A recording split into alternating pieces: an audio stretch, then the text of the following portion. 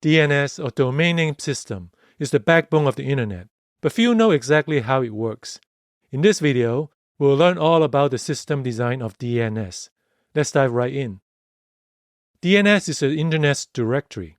It translates human-readable domain names, such as google.com, to machine-readable IP addresses. DNS is a little confusing because there are different types of DNS server in the DNS hierarchy, each serving a different purpose. When a browser makes a DNS query, it's asking a DNS resolver. Now, this DNS resolver could be from our ISP or from popular DNS providers like Cloudflare's 1.1.1.1 or Google's 8.8.8.8. If the DNS resolver does not have the answer in its cache, it finds the right authoritative name server and asks it. The authoritative name server is the one that holds the answer. When we update a domain's DNS records as a site owner, we are updating its authoritative name server. How does the DNS resolver find the authoritative name server? This is where the system of DNS gets interesting. There are three main levels of authoritative DNS servers. There are the root name servers, the top-level domain or TLD name servers, and the authoritative name servers for the domains. The root name servers store the IP addresses of the TLD name servers. There are 13 logical root name servers. Each root name server has a single IP address assigned to it. There are actually many physical servers behind each IP address. Through the magic of Anycast, we get routed to the one closest to us. The TLD name servers store the IP addresses of the authoritative name servers for all the domains under them. There are many types of TLD names. We are all familiar with .com, .org, and .edu. There are also country code TLDs like .de and .uk. There are many others. The authoritative name servers for a domain provide authoritative answers to DNS queries.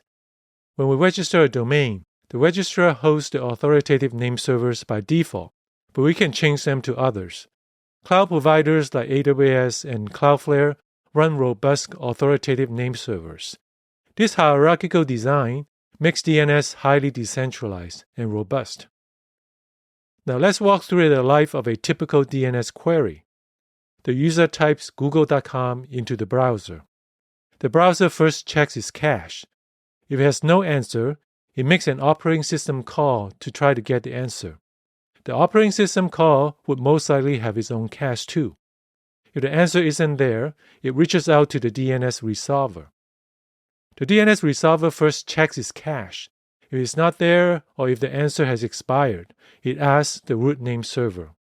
The root name server responds with the list of the .com TLD name servers. Now note that since .com is such a common TLD, the resolver most likely already caches the IP addresses for those .com TLD name servers. The DNS resolver then reaches out to the .com TLD name server, and the .com TLD name server returns the authoritative name servers for google.com. And finally, the DNS resolver reaches out to google.com's authoritative name server, and it returns the IP addresses of google.com. Now, the DNS resolver then returns the IP addresses to the operating system, and the operating system returns them to the browser. Finally, let's go over some gotchas when updating DNS records for a live, high-traffic production system. DNS propagation is slow because there is a TTL on each DNS record, and some of the default TTLs are pretty long. Also, not every DNS resolver is a good citizen. There are some buggy ones out there that don't honor the TTL. To mitigate the risk, there are two practical steps to take. First, reduce the TTL for the record that we want to change to something very short, say 60 seconds, well in advance before the update actually happens. This gives ample time for all the DNS servers to receive the shortened TTL, which would allow the actual record update to take effect based on the new shortened TTL. Second, leave the server running on the old IP addresses for a while. Only decommission the server when traffic dies down to an acceptable level. Because some DNS resolvers don't honor the TTL, this could take a bit of time and patience. This concludes our video on DNS. We hope you have a better understanding of how its hierarchical design makes it decentralized and robust. Remember, DNS is what translates domain names to IP addresses, making it a critical component of the Internet backbone. If you like our videos, you may like our system design newsletter as well.